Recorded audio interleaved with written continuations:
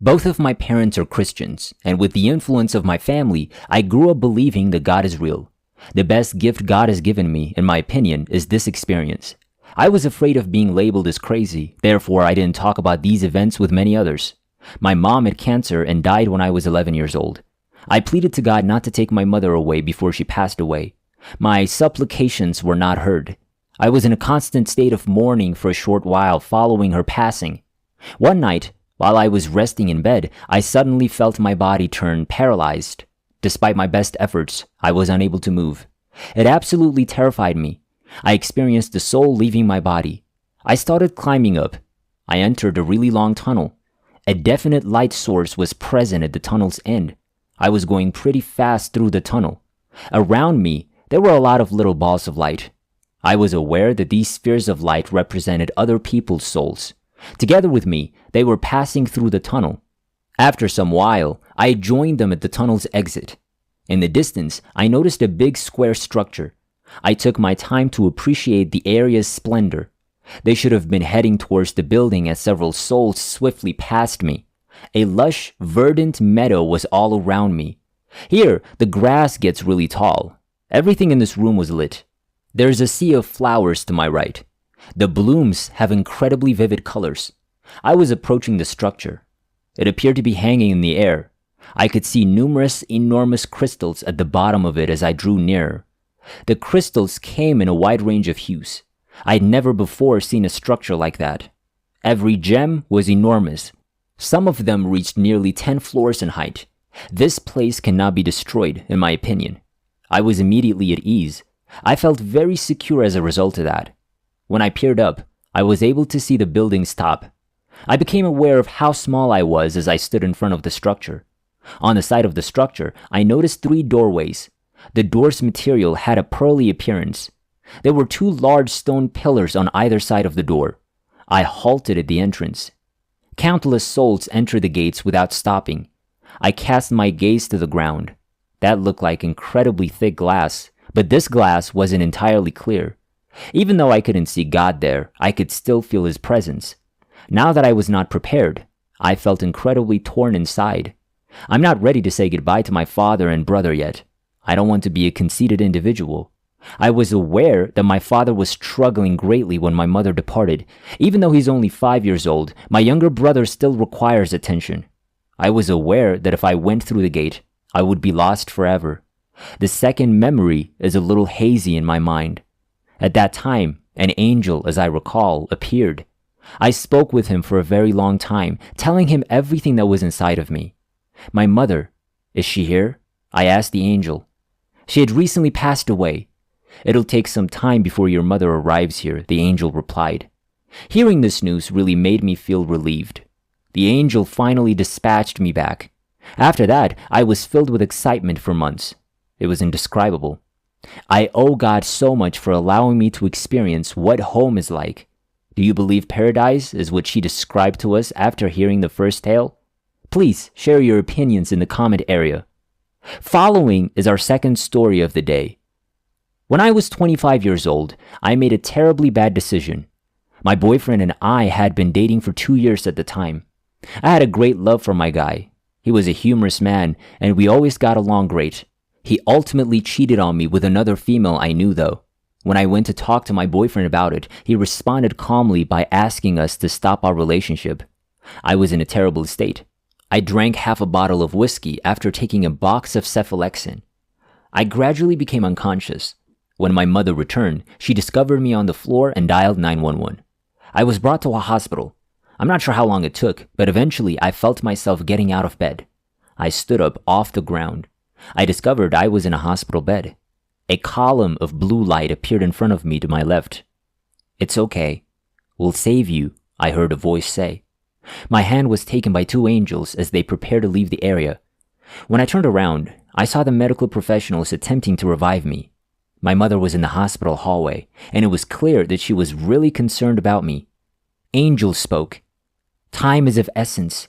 We must depart immediately." They led me within the light pillar. We embarked on an incredible journey. I temporarily closed my eyes since the motion and the light made me feel uneasy. I occasionally opened my eyes out of curiosity. I passed the fabled staircase to heaven on the way there. Someone was holding a cat up the stairway to heaven. Several clouds were also visible to me. The line of people waiting to enter the gates of heaven was also visible to me. I was placed in a room close to the gate by the angel. My room's walls were composed of clouds. After spending some time here, I became quite bored. I was itching to explore. "Do not do this," a voice said. "You'll regret it afterwards." "There, you'll get lost." I was furious because I only wanted to leave this planet and was unwilling to carry on with my existence elsewhere. I questioned whether this was heaven. Next to me, I noticed a stool that was also constructed of clouds. I sat on it because I was interested. It was much warmer and felt softer than the sofa. One of the room's walls eventually started to continuously revolve. There were 3 persons standing there when it opened like an elevator door. My granny was one of them. Another woman I didn't recognize. Little lad was the 3rd person. The young man came in and sat down next to me with joy. He inquired as to what had occurred. I struggled to interact with new people. I told him everything because I could tell he was honest. He then took me on an incredible journey. I abruptly awoke on a grassy area. I overheard a conversation. I silently stood up because I wanted to hear the conversation. In front of me, I could make out a rundown house. I noticed a pretty bad scent as a breeze blew. I could see the conversationalists. Really, they weren't human. In costumes, they resembled werewolves. They saw me and sprinted over to me. They were fleeing in the same direction as the animals I saw. They questioned my identity. What is my origin? A rift in the sky suddenly appeared at that same instant. An enormous red creature jumped out. It had 4 eyes and horns covering its head. Its corpse gave out an awful odor. It never stopped roaring. Curses and other offensive words were used frequently. It seized me before retreating into the chasm. On a floating platform, we touched down. Around me, there were a lot of rectangles. Separate rectangles each existed. I discovered later that this was hell. Each rectangle was made specifically for a distinct soul. Each commits a separate sin. Hence, hell is a dynamic place. They will be tortured by the devil here. The agony of people is enjoyable to the devils. I walked up to the rectangle and was drawn in. There was nothing in the red chamber, which is empty. You remain inside and are limited to standing. I spent some time in there, and as I did, my mood grew progressively more melancholy. I started pleading with God to get me out of this place. I felt a force pull me out of the cube. The devil's screaming could be heard as I was leaving. The devils made an attempt to return me, but they were unsuccessful. I was knelt in a cave as I opened my eyes once more. The cave was really small. I was unable to make any sense of it. I was incredibly alone. In the pitch blackness, I tried to find the exit, but it was too challenging. I was drenched from head to toe and shivered bitterly. I spent some time crawling in the tunnel before spotting a blazing red light in front of me. When I arrived at the door, I noticed a number of individuals knelt on the floor. Flames that were burning filled the cave to the ceiling. I noticed a young woman kneeling down with a rope around her neck. Screams could be heard off in the distance. I made an effort to interact with those people. I was curious about this location. "Don't talk or I'll be next," one man warned me. Suddenly, a big demon came out of another cave, pulled one of the men into the cave by grabbing him. I started to fear that I would come next. I wanted to pray and close my eyes. I realized I couldn't close my eyes in this situation. Around me, everyone appeared to be zombies. You're not allowed to close your eyes or converse with anyone else in this area. Just knelt there. Staring at the hole is your only option. Hope you're not the next one as you listen to the cries of others. I heard a voice telling me, there may be a way to save you. How am I going to do it? I asked myself. Say the words, Jesus, please save me, the voice instructed. I actually voiced the words. Come back, the voice commanded. I said it over and over. Unexpectedly, a robed man with a blinding light surrounding him emerged above me. The yells that had been around me stopped. I showed up somewhere else. I observed a man seated on a sizable stone chair. A winged angel was standing next to him. She was over there on his left. The Virgin Mary was the woman on the left, and I later discovered that it was Jesus. Jesus had a disappointed expression on his face, which made me feel extremely guilty. "Tell us what brought you here," the angel commanded. I began to explain that I didn't believe the world was just and that I no longer wished to remain there. "Who told you that this world is fair?" Jesus asked as he turned to face me. Jesus then instructed the angel to take me there. He led me into a spacious hall. I questioned him. "Where is this location?" "There's something to show me," he informed me. A number of people walked out after the door opened. We went inside. The center of the room was occupied by a huge round table. On the circular table was a three-dimensional show. A senior citizen approached me. "Why are you here?" he asked. "I believe that life has not treated me fairly."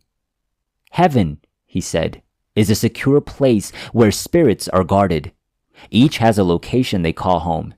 Your actions on earth determine the location. Heaven's soul is not an exception." He told me, "I have entered into a bargain with the Creator. I must carry out this agreement or face the repercussions of doing otherwise." I've also been cautioned. I had no choice but to go back and do my task. I was silent throughout. It wasn't a very polite thing to do in my opinion. I assumed he was simply an elderly man with a negative attitude. He eventually ejected us from the space. I turned to Jesus again. Jesus admonished me, "Go back, since your time has not yet expired." He was to guard me, I informed him, and if I had to go back, I wanted him to take care of things. "My child, I cannot make other people suffer. I can only bring relief to those who are in agony," he continued as he turned to face me. "Do you understand why I rescued you from the torment?" Jesus inquired. "No," I answered.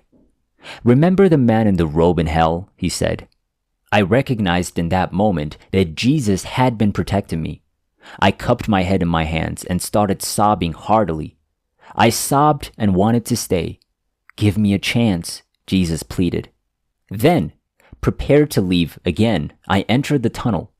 As I returned to my body, I felt my heart beating. I spent a few days in the hospital lying in that position. Upon awakening, Jesus was there, I informed the nurse. The nurse gave me a pretty odd look as she glanced at me. I knew she was wondering what I had said. I finally left the hospital a few days later. My life was altered by this encounter. Although I never saw my ex-boyfriend again, I have forgiven him anyway.